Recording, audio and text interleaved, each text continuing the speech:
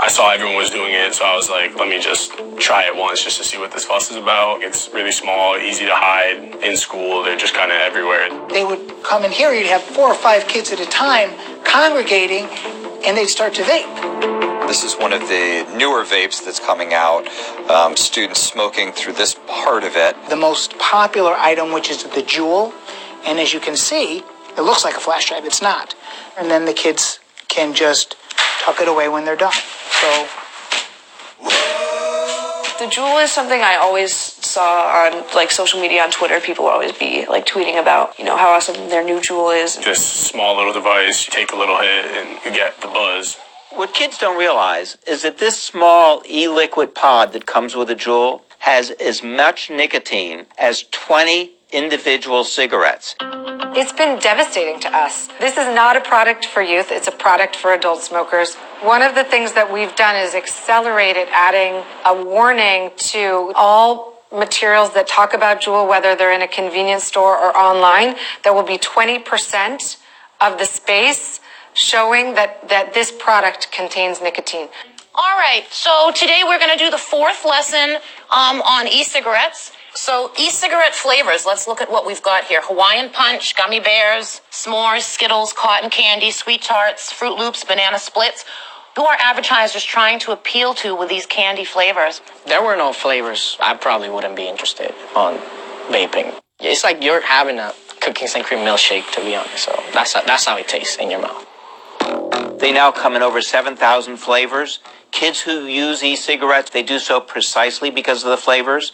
Spend some time in a vape shop and see the customers that come in for these wildly named products. They are adults, and they are the same type that watches Family Guy on Sunday nights. No adult smoker needs cotton candy or gummy bear flavor or packaging that looks like candy. But we believe it's incredibly important for adult smokers to have access to flavors in order to switch and to stay switched. I know it's supposed to stop smokers, but I think it's almost helping teens get introduced to it. The candy flavors, okay, good. And, yep. They make it seem like it's more healthier. All of these flavors mask the harshness and make this feel like it is a totally benign product. Most of my friends that use it, to them, they just think, oh, it's water vapor. There's nothing of it. This product contains chemicals known to the state of California to cause cancer and birth defects or other reproductive harm. Okay, I never read that before. Doesn't make me feel great.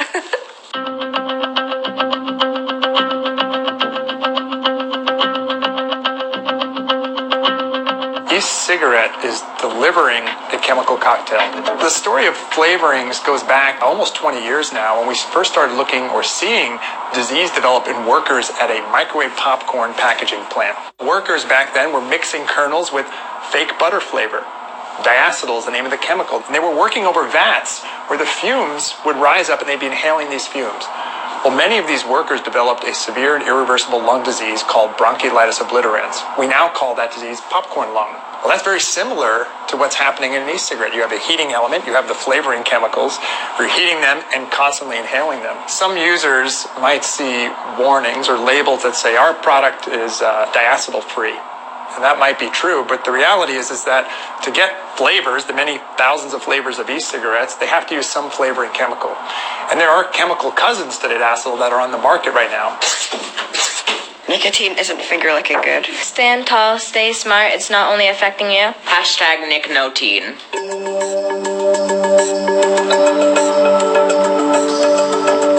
We are starting the e-cigarette.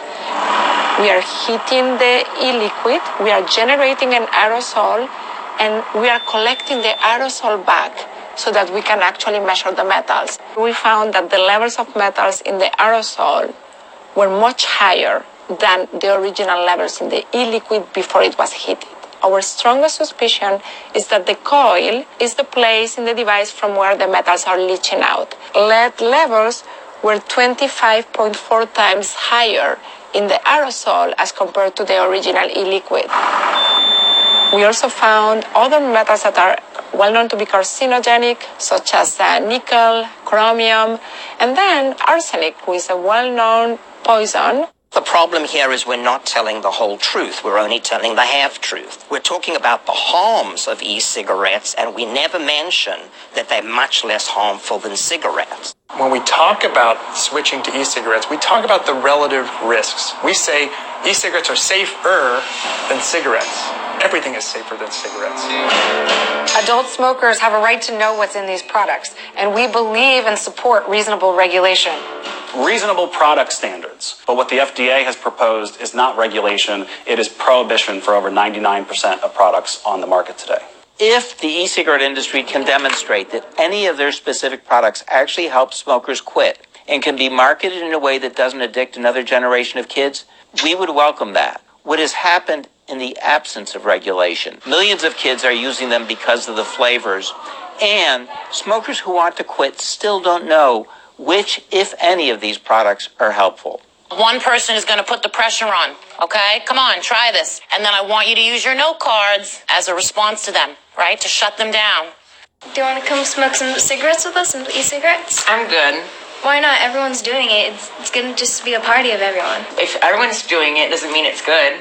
How many people in here think that they have the skills to say no when somebody offers you an e-cigarette? Nice job.